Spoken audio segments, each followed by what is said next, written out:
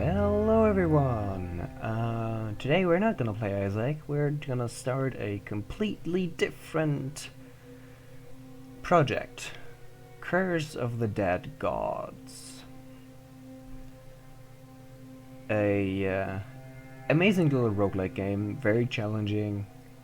I played it before, it was recommended to me by a friend, and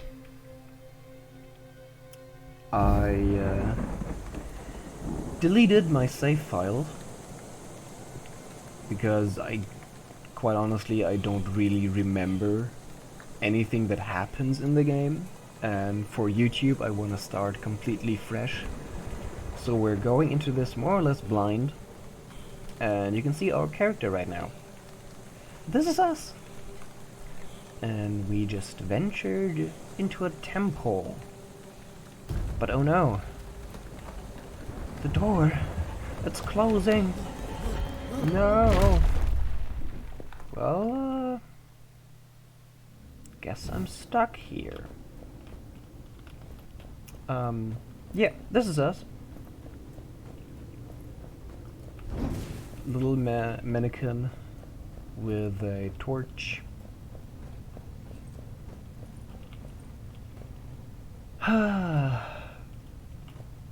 I don't know if I'm looking forward to this.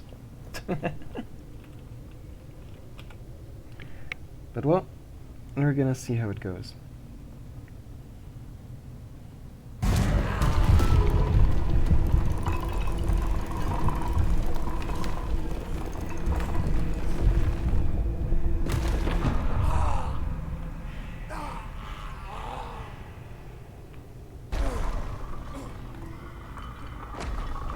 Guess we shouldn't have touched that, right? Seems like we're already cursed by the temple. And now we're inside of it. Curse of the Dead Gods is an amazing game made by the same people that are currently working on Raven's Watch, which is in early access, and I've made a video about it on my channel, so go check that out if you're curious. But I don't really want to talk too much about a different game. We're just gonna focus on what is in front of us right now. So, light and darkness. Light reveals hidden traps. Standing in darkness increases all damage you take by 50%. Watch out for the indicator at the bottom of your screen to know if you stand in the light or in the darkness, which is this little icon right here. The torch. Equip your torch by switching stands. Use attack action to attack with it. Torch can spread fire to braziers or enemies. Elements on fire spread a light around. Boop. And another boop. Dodge and stamina. Use the dodge action to quickly roll and evade enemy attacks or traps. Each dodge requires one of your stamina points, visible at the feet of your character. Once stamina is depleted, you cannot dodge anymore. Stop attacking or dodging for a short time to quickly replenish stamina. Yeah, this is the dodge. And these are the traps, and I don't think I can turn it off again, sadly. Would love to show you that.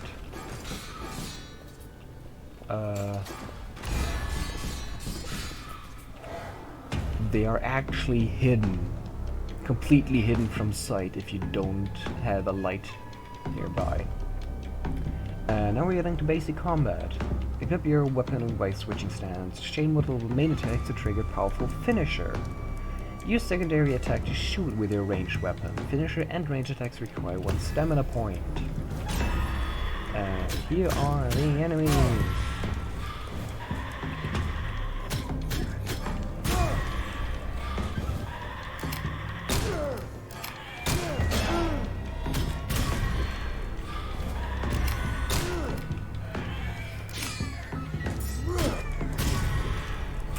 Sweet. I'm also, I didn't think he could reach me. My bad. Advanced combat. Hold main attack for a while, then release to trigger a charged attack. Requires 1 stamina point. Hold secondary attack for a while, then the release at the perfect time to trigger a more damaging perfect shot. Chain the secondary attack after a series of main attacks to trigger a unique offhand combo.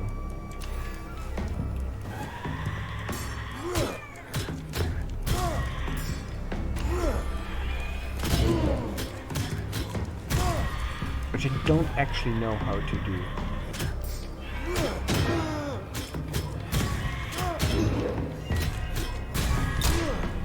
Oh, that was it.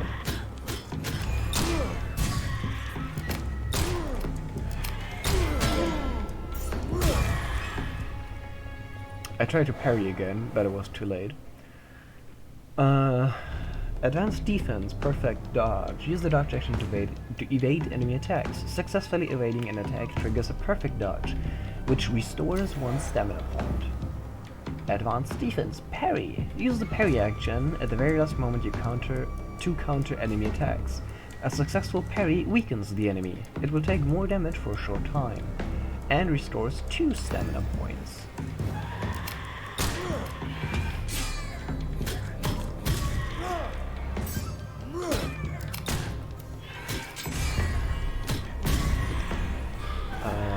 Now I just need to dodge attacks to finish this tutorial. This apparently wasn't a perfect dodge. This was one.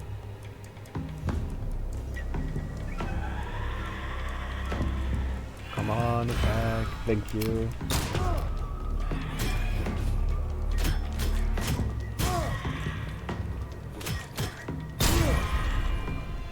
There we go. End of training. Continue to the end of the room to start your journey through the temple. If you want more practice time, use interaction on the central marker of the room to call for more training enemies. I think I'm going to do that because I want to train to parry a bit more. It was too early. There we go.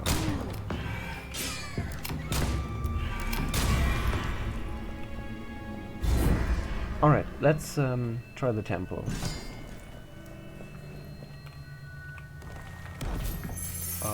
We got a lot of stuff. Jade rings. Jade rings are gifts from the dead gods to those who overcome the trials of the temple. Jade rings are bound to your character and persist even after death. After each exploration, you can trade jade rings in the underworld to gain access to new gear. Crystal skulls. Crystal skulls are powerful artifacts you can collect from fallen enemies. Crystal skulls are bound to your character and persist even after death. Between each exploration, you can trade crystal skulls in the underworld in exchange for permanent upgrades. So this is the permanent currency, and well, as you can see, the light and dark aspects of the game are incredible and very important. Map.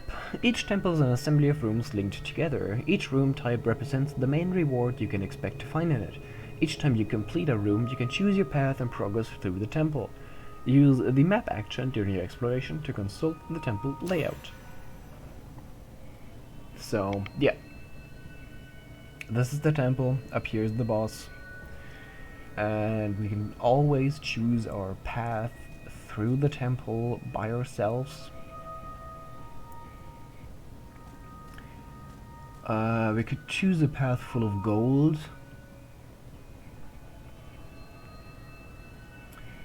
This is healing. I could try to go for a relic, but I think we're gonna try with an early weapon, so we're gonna go with the attributes.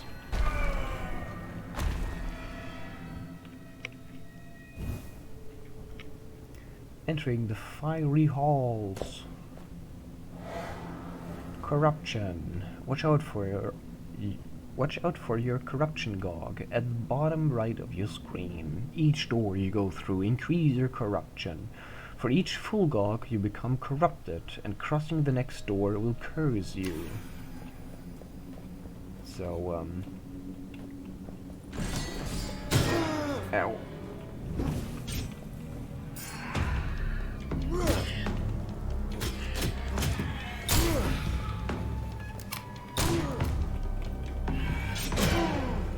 Missed that. Parry.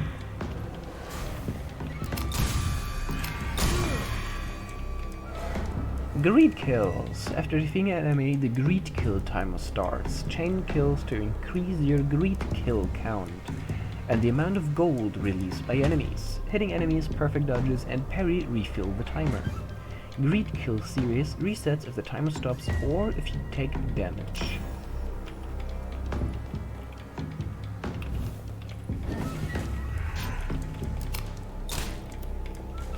Was this not one of those?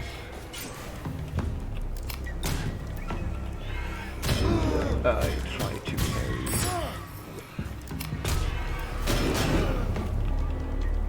Oh yeah, right. What is this? An ancient sensor. Gold offerings remove 5 corruption. I'll take that. Inventory. Use the inventory action to consult your current gear. You also have access to the codex and system options through this interface. This is our inventory right now. And here's the codex with the bestiary. The Death Wives.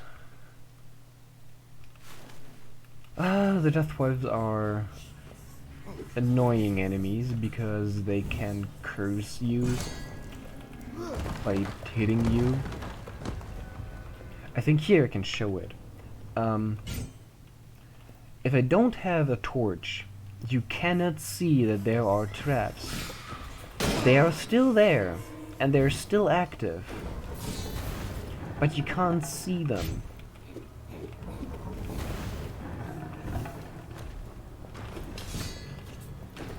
Any form of light reveals traps.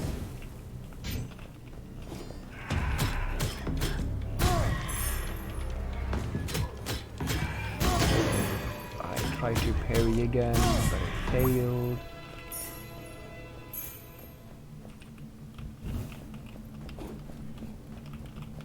So it's quite important to have a light. And now we get to the offerings. When you interact with a weapon, relic, or attribute altar, you can make an offering to the gods to claim one of the 3 present boons. Make a gold offering to spend gold for it. Make a blood offering to get it for free at the cost of some corruption. So yeah. Right now we can only offer blood and corrupt ourselves because we don't have enough gold to take any of those options. But we're gonna take it. It's better to have it, even if I get corrupted and potentially cursed. We wanted to have the weapon. I should get the first curse now. Yes. There we go. Trapped chests. The only blow that cannot be parried is the dagger you thrust into yourself. Greed is the most ferocious of all enemies. Chests are sealed and trigger an attack that must be parried to unlock them. Chests have a chance to drop an additional gear item, so this is always what happens when you get cursed. They have a negative, but also a kind of positive effect. Cursed. Each time you fill your corruption gog, you are cursed. Curses add modifiers to the classic game rules and last until the end of the run. Beware the 5th and final curse, for it will strongly jeopardize your chances of success. That is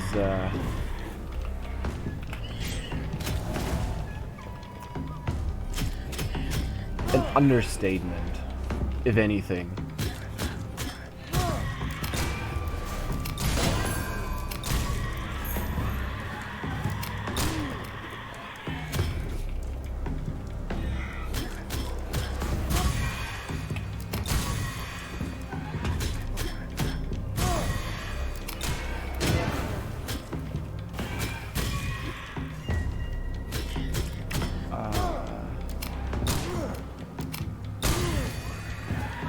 There are also enemies that can turn off the light. Yeah, well.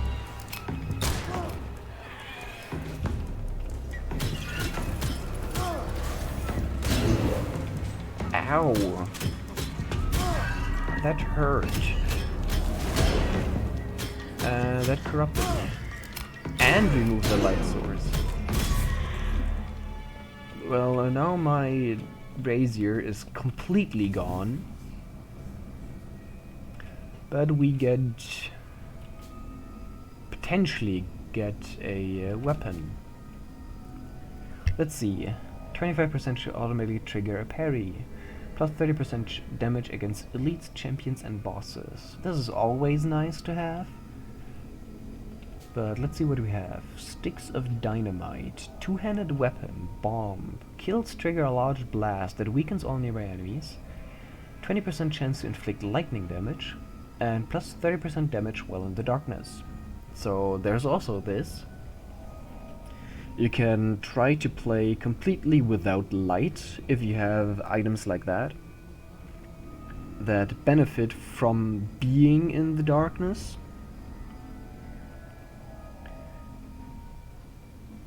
It can be very good, very powerful, but it also can be difficult, because sometimes in rooms there just is light present that you can't really get rid of, and that takes away a lot of your damage, but most of the time you're in the complete darkness.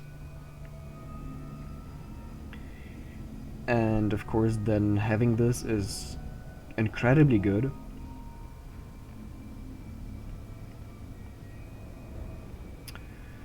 But yeah, let's see. Fire charge attacks and fire combo finishers, because it's a blazing blade, it does fire damage. Plus 20% base damage if secondary weapon is a shield. We don't have a shield right now, so it removes 1 corruption for each enemy killed. This is incredibly good. You can potentially remove your entire corruption bar that you get from entering the door. And plus 1% base damage per point of constitution. So we would get 5% base damage to the blazing blade. And another 20% if we happen to get our hands on a shield. But we can only choose one of those things. And I actually think I'm gonna choose the blazing blade. We're gonna get another curse in a second, because we need to go through the door to advance, and every single door gives you, I think, 20 points of corruption.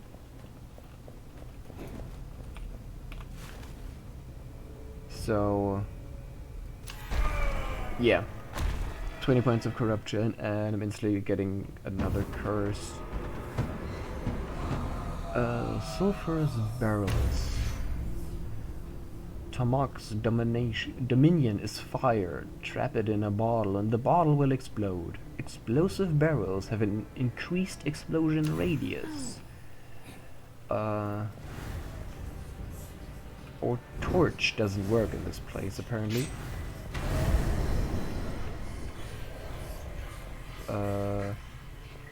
Oh, this is a corrupted healing. But we need the healing, so I have to take the corruption. We're taking the upgrade. Hopefully I can get my hands on enough gold.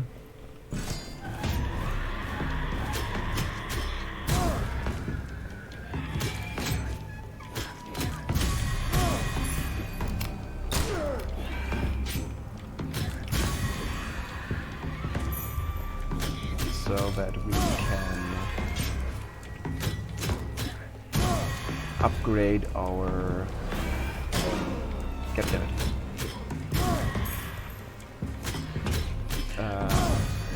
So that we can upgrade our blazing blade.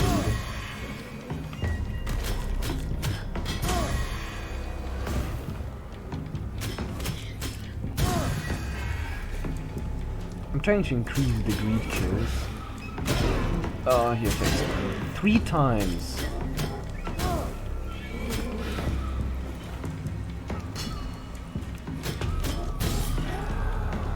My bad, my guy. Let's see. Oh, never mind. It would cost me 2,400 to upgrade the blazing blade. Of course, we could offer blood and increase our corruption again, but that would instantly curse me because it costs 70 corruption. I don't want that. You can see the difference. The attributes don't get changed. The only thing that does get changed is the base damage, which we would get an increase by about 4, and that's not worth it.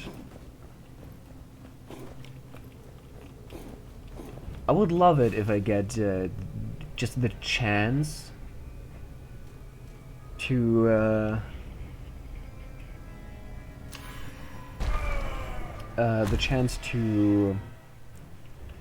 use my gold as a sacrifice,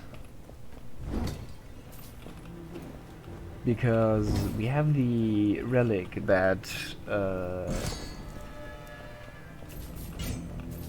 gold sacrifices remove corruption.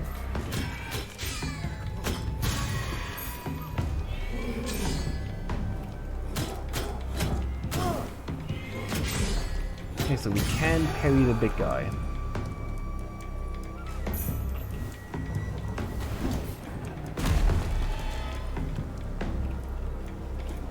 I don't know if that closes behind you.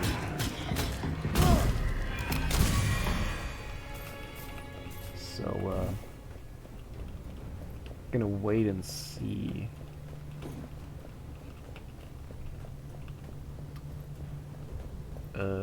Doesn't look like it's closing. And there are more enemies and more treasure ahead.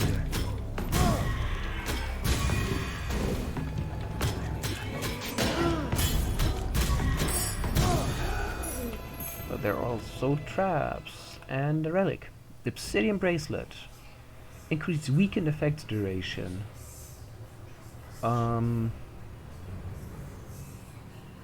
I mean, I'm trying to parry, so I guess that's good.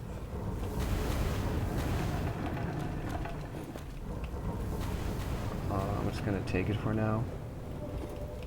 I could also, whenever you can pick up something from the floor, you always have the possibility to, instead of taking it, you can offer it, which destroys the item.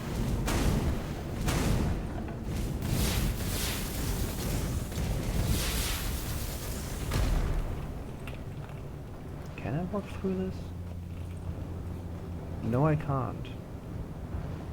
Oh, it stops. Okay, good. Wasn't sure for a second there. I didn't notice this one.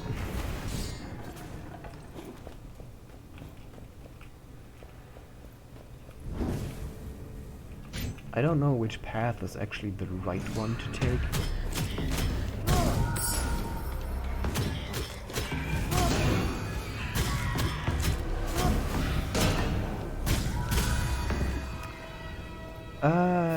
Guess I'm getting cursed again.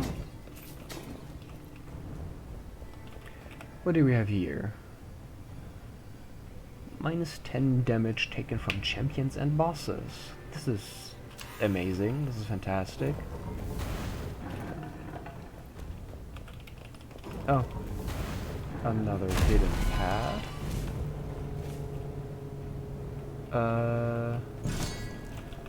Oh, okay.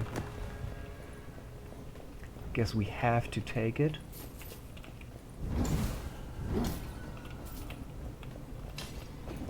And see what we have here.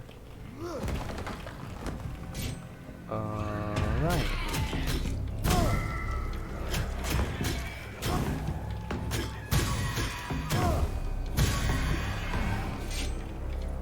I was too far away from that one. I don't know what he was doing, but I don't like it.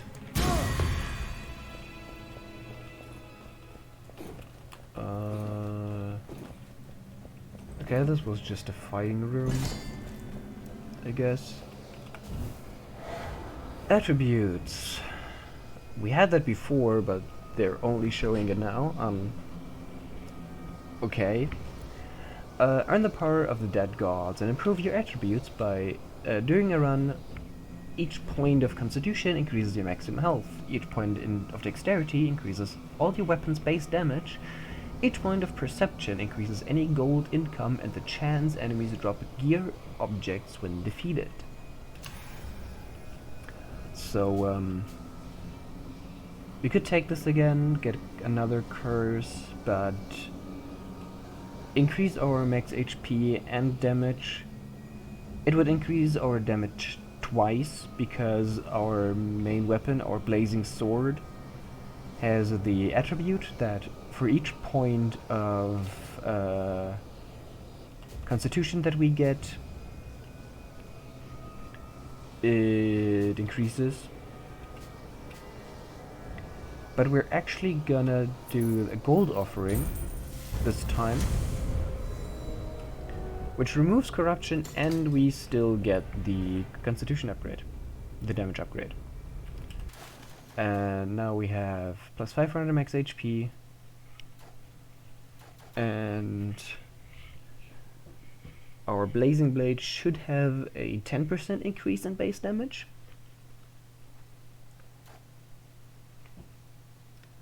With if we would have taken the blue upgrade as well, we would have gotten another damage upgrade, but we're going for the weapon upgrade this time. Well, again this time, and I'm hoping that we can actually afford it.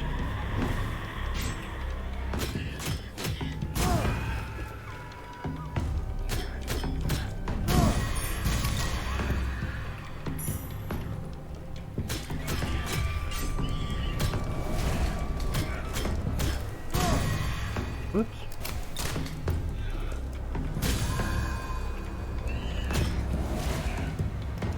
I'm not gonna... I missed the timing for the greed timer.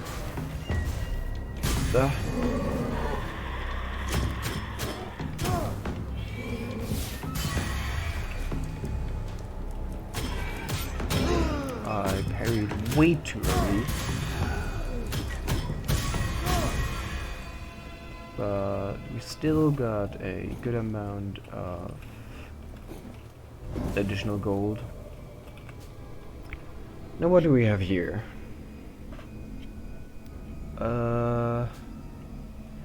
Yeah, that's our standard weapon, which we start off the run with.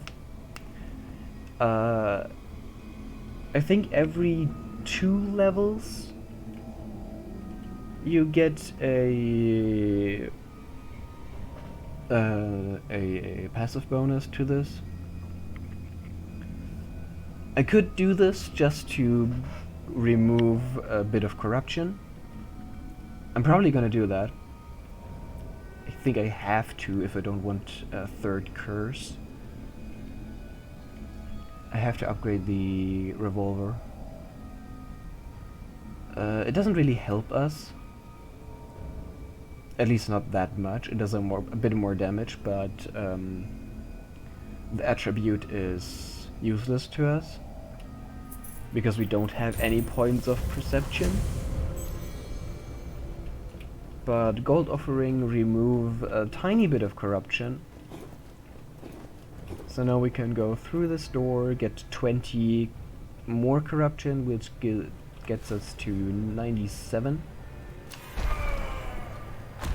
If I wouldn't have taken the gold offering, if I wouldn't have done the gold offering, I would be over 100 again, and thus be getting cursed once again.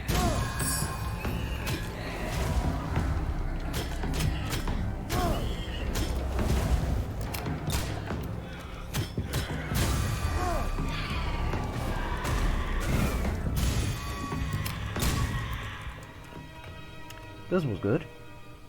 Alchemist's Manual.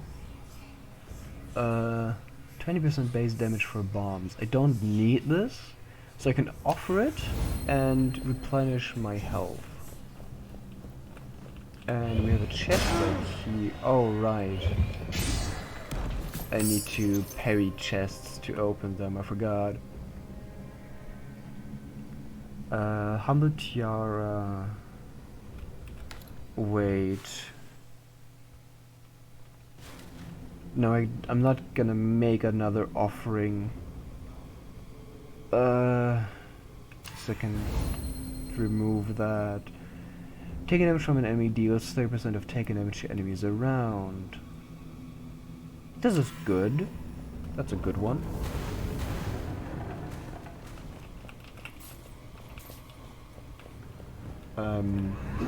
Definitely not confident in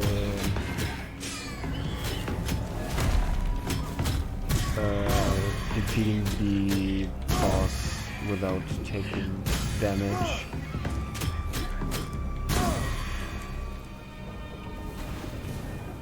So, I do make another offering, but I don't have enough gold.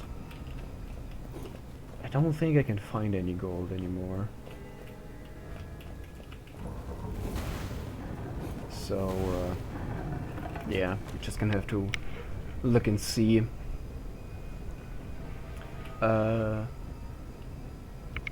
Those are okay-ish. The snake thing would be good if we had any kind of poison attack, which we don't have. But it also gives us Constitution, which increases the damage of our main weapon. But we would get another... well, we get another curse either way, so we can take one of those. We already have an Obsidian Bracelet, so we don't really need that. Plus 50% damage against weakened enemies. This is good. But I'm thinking I'm gonna take the Snake Fang.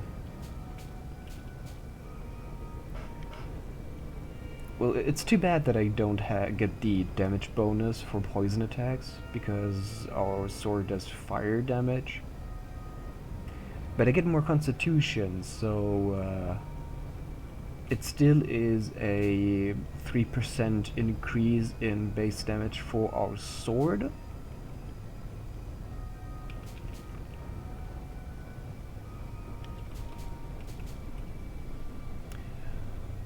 The obsidian fragments would also be great. I'm gonna take the fragments.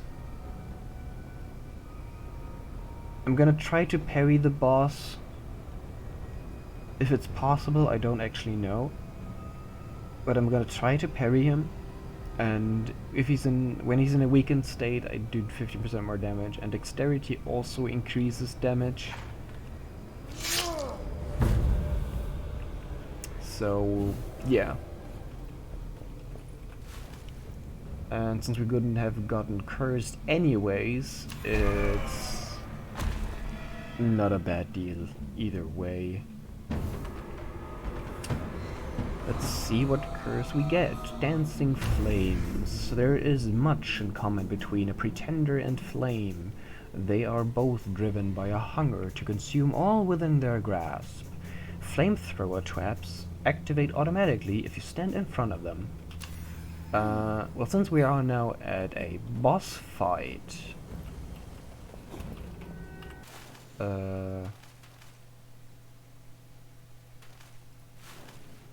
can have a look at the entries. Deadeyes, Headless Guardian, that's the big boys. And the Blood Priests, those can heal other units.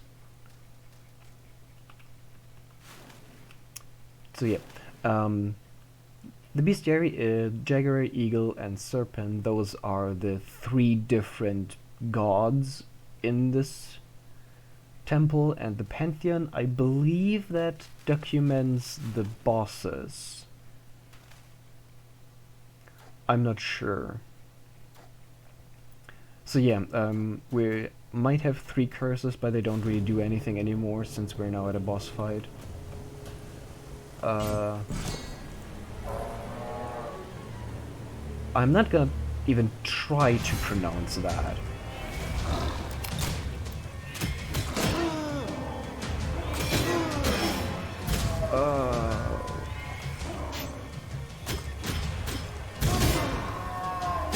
I tried to evade.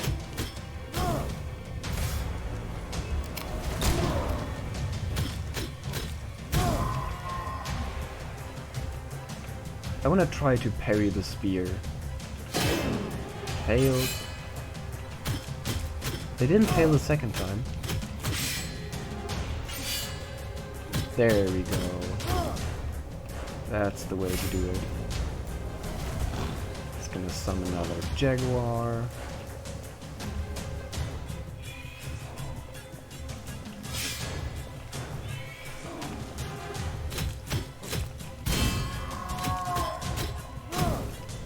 This is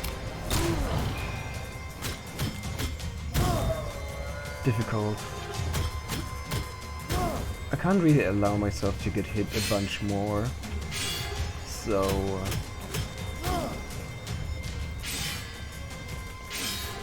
unfortunately the parry, well, I can parry the boss, but it doesn't really do anything, since I can't put the boss into a weakened state, since all his attacks are ranged, but we defeated him. We defeated our first boss at the first attempt. We got a bunch of gold and the permanent items. I think it could... No, I can't go further. Alright. It's not over yet. Victory! 100% progress, 1630 playtime, 2270 gold collected. That's the complete amount of gold I have collected during the entire run. And I'd like to remind you that one upgrade of the Blazing Sword from level 2 to level 3 costs 2,400. It costs more than I could collect during the entire run.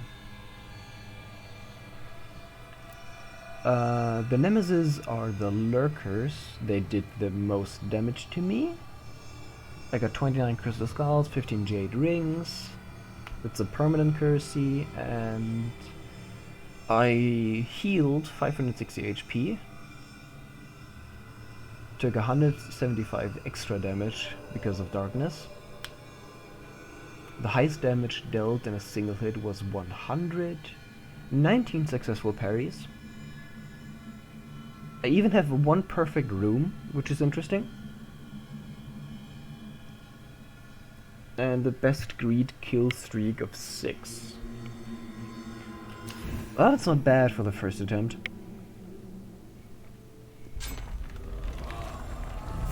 And now we're back at the hub. Blood Emblem acquired.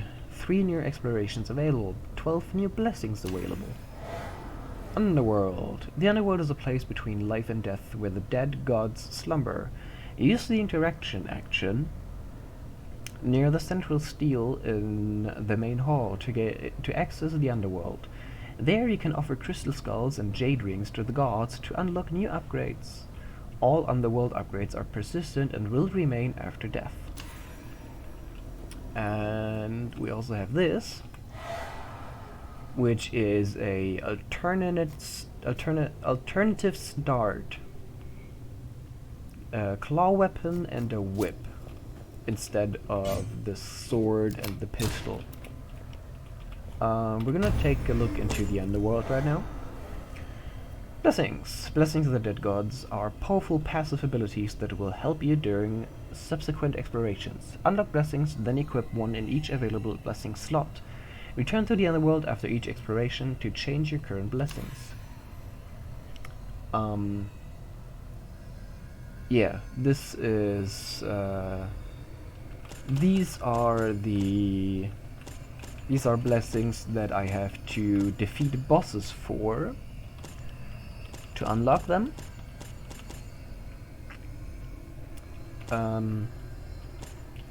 Because for each new boss that I defeat, I gained one of those orbs, blood thingies. Don't remember what they were called. But yeah, for each new boss that I defeat, I get one more of them, and I need 3-5 of them to unlock those things. But we can also unlock blessings with crystal skulls. But blessings are not everything. We have also the Forsaken Weaponry.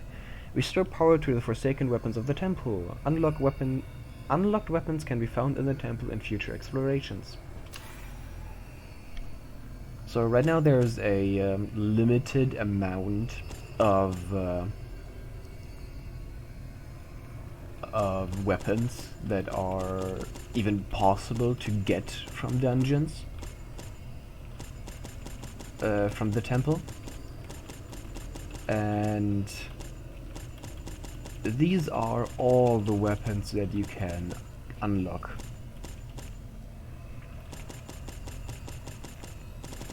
There are a few different types. You have swords, then you have mace weapons, you have claw weapons, you have throwing weapons, and they're all main weapon types. So your main weapon type is sword, mace, claw, or throwables. Then you have secondary weapons, which are pistols, shields, daggers, whips, and other than main or secondary, you also have two-handed weapons. If you have a two-handed weapon in your inventory, you don't have a secondary one. You just have this one weapon.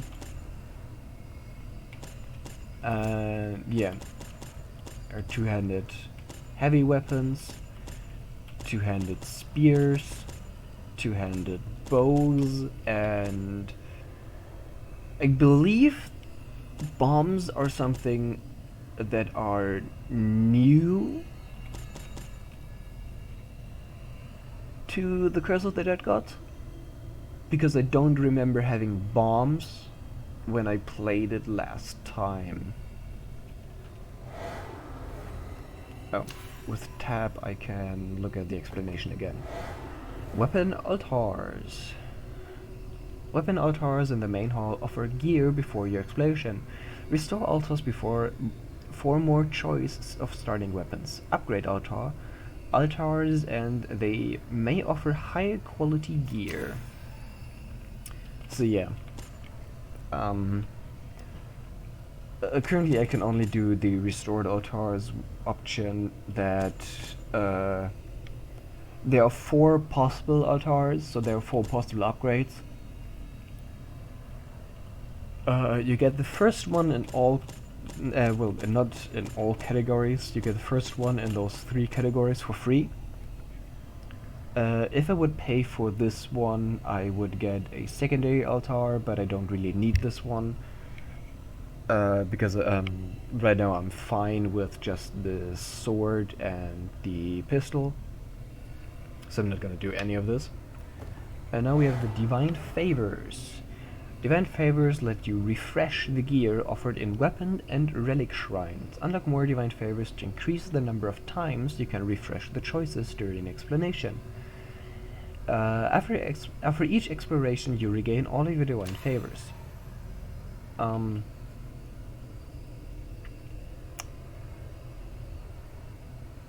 Yeah, they're just simply whenever you go into like if you take a room for let's say weapons or relics, you get the option to choose between one of 3 different weapons or 3 different relics. And if you don't like any of those options, you usually just have to call it quits.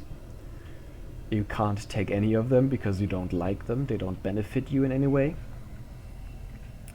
Which means you just have to leave this behind and just carry on without any benefit to you.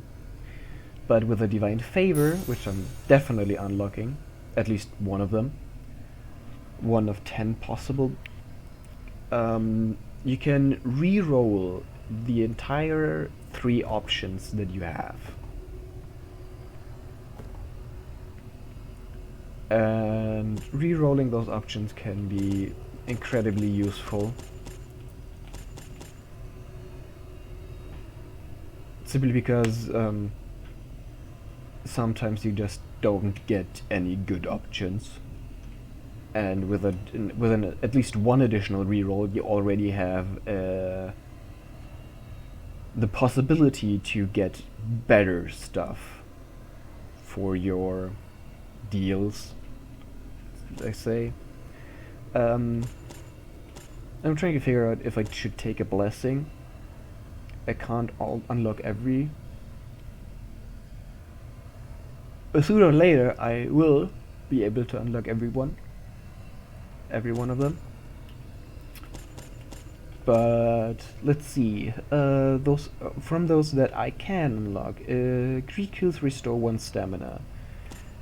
Gain Fury. Deal 50% more damage for 6 seconds when you take damage. Fire illuminates farther. All damage taken is reduced by 20% while in the light. Traps deal 100% more damage to enemies. Gain 1000 gold and 5 perception at the start of your exploration. And Gust of Agility. Gain 5 dexterity at the start of your exploration. Any perfect dodge triggers haste. Increased movement speed for 5 seconds. I'd say the favor of the serpent one is probably a must-have. It costs me 10 of those crystal skulls. And I'm trying to figure out if I should take a new weapon. Oh yeah, this one. The Sword of Conjunctivius? The Sword of Conjunctivius? This is a cursed weapon. Every other weapon that you can see here is normal, they're all normal. This one is a cursed weapon. This one is also a cursed weapon.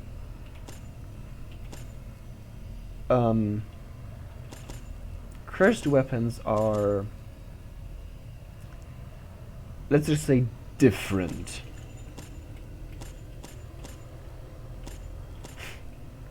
Cursed weapons always come with a negative, but they are a lot stronger than other normal weapons. I think that this one thing is the most expensive out of all of those options. Not a single, not a single other weapon even comes close to the cost of this one. The highest is 25 for others.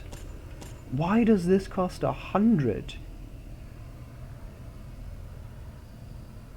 Yeah, any enemy attack instantly kills you. Does not apply to traps. This is the curse of this weapon. If I get hit even just once, I immediately die. So if you pick up this weapon, you must make the entire run a no-hit run. And yeah, that's a no.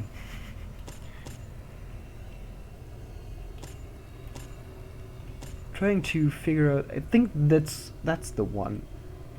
The Titan Slayer deals critical damage against elites, champions, and bosses. I believe this was the one weapon that I used the most, so I'm unlocking it again.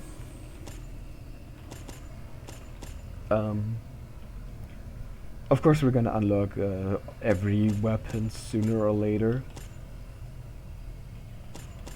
Let's see, should we unlock bombs?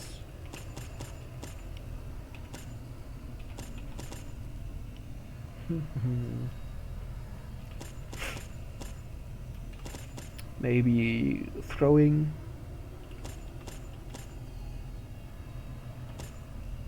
Maybe some thrower weapons or a pistol. This one has poisonous attacks, fire attacks. This is an execution weapon. The jewel hammer always provides light.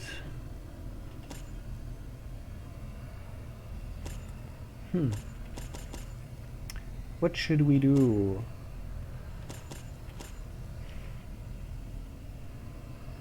The barbed shield is quite nice. I'm just gonna unlock this one. Oh, that's new.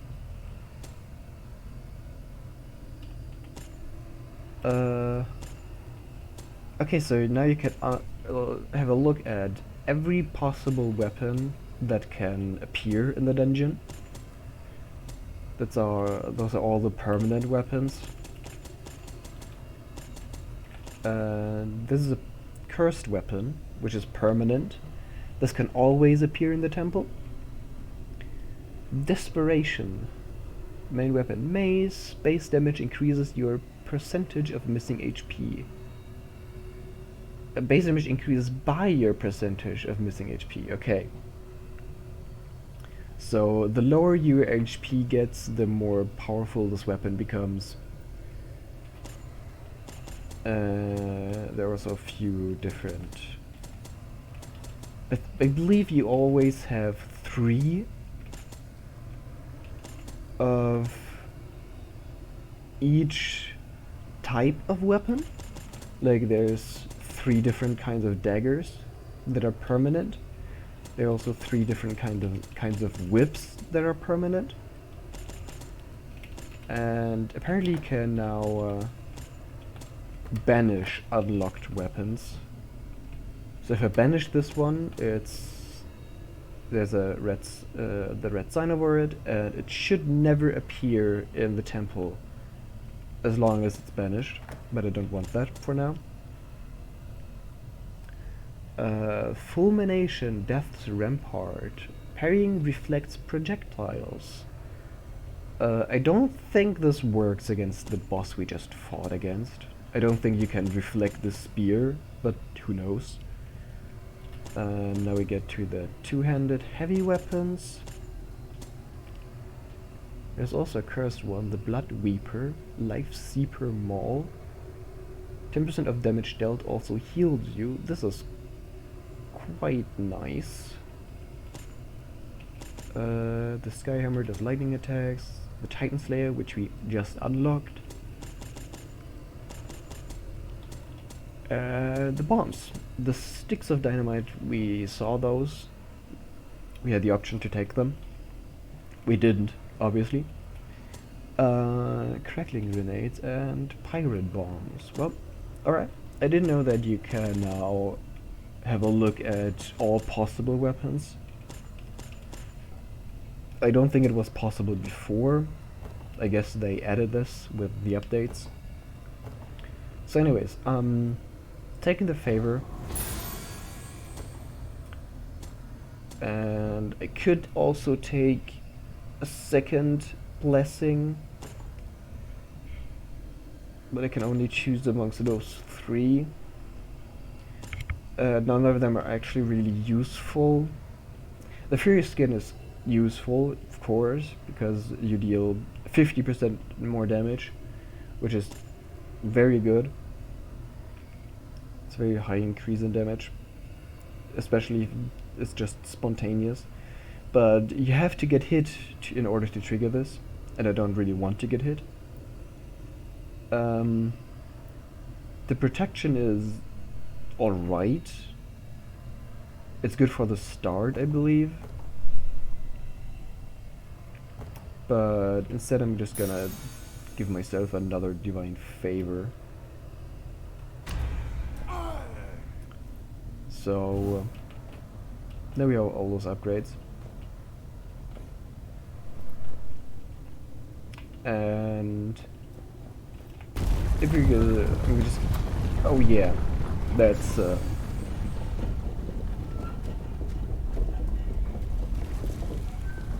this is an event, the old nightmare, unique try event. Escape from your worst nightmare, fear permanent hallucinations and infested hosts. You lose all sense of direction. +2 per complete room, +10 if victorious.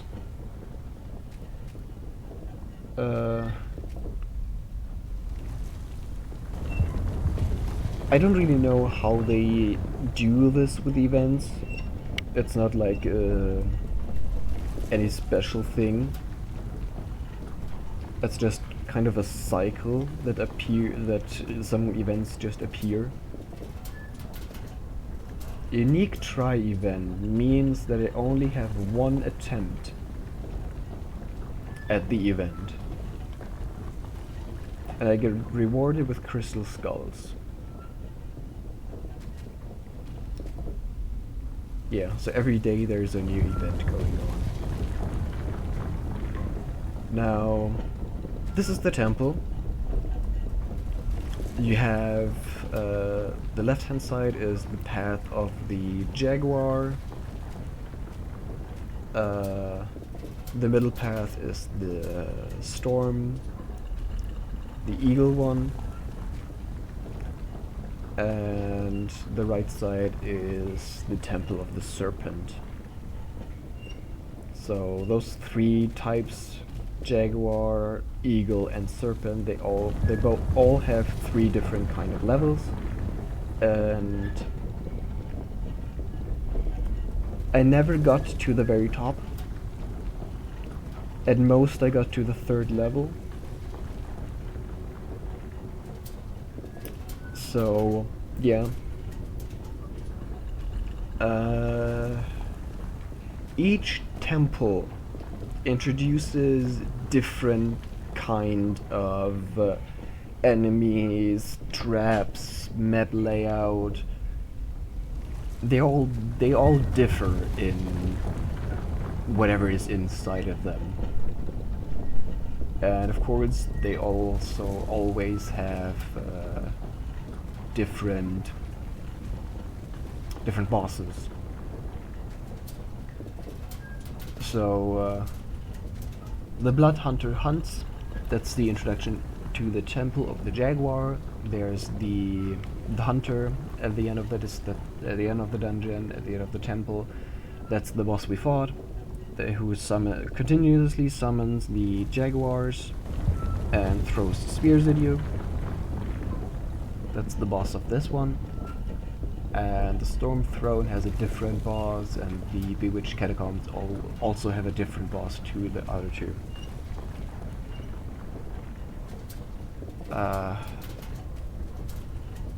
We defeated this one. There's the mark, the check mark. this gave us one of those. We need to defeat one of those two to get a second one, which then unlocks the second level of all temples.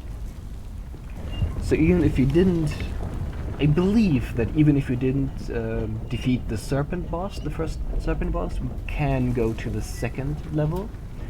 But, and here's the deal, if the second level of the temple is unlocked, you have to go through the first level into the second level. So if you take the path of the Jaguar, for example, I need to go through the first temple, defeat the first Jaguar boss, and then after the boss I can continue into the second temple. So it just keeps on going. We're just gonna enter the Storm Throne now. It doesn't really matter, let's take the unknown path. It's always fun.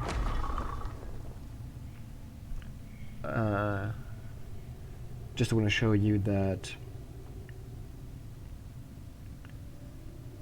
we now actually have the benefits of our blessings.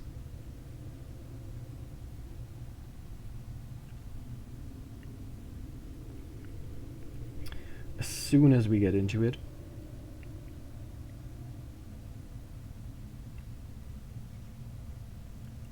takes a bit of time to load because it loads the entire dungeon, the entire temple. I keep calling it dungeon. It's not a dungeon, it's a temple. So, yeah. Need to go to the... There's something new in the bestiary. Oh no, what is it? Okay, so the Pantheon doesn't have the bosses. Okay. Yeah. The Xak Olchir, the Blood Hunter. That's the first boss of the Jaguar Temple. And as you can see, there's the second and the third boss.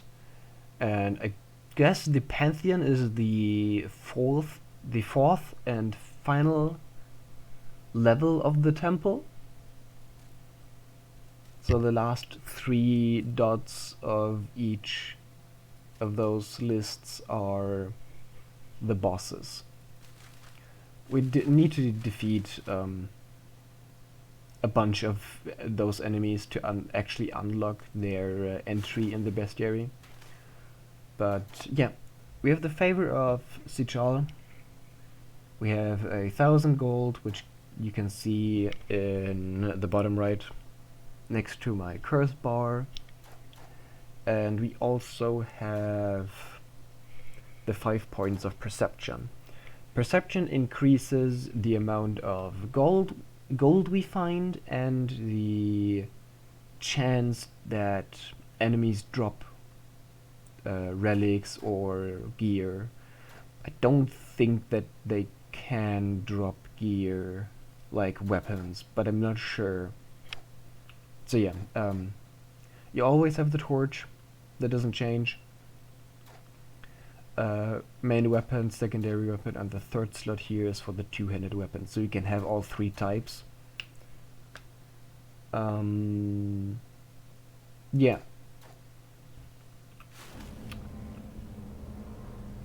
That was it for now. We're gonna try the Storm Temple the next time, because I'm already recording for an hour and I believe the run only took half of that time, so I'm again talking way too much than I need to. But yeah, hope you had fun watching me. Hope I've piqued your interest in this game. It's challenging, it's fun. At least I believe it's fun. Some people don't really like challenge and prefer calm and slow games. but I like this. It's another roguelike, another dungeon crawler,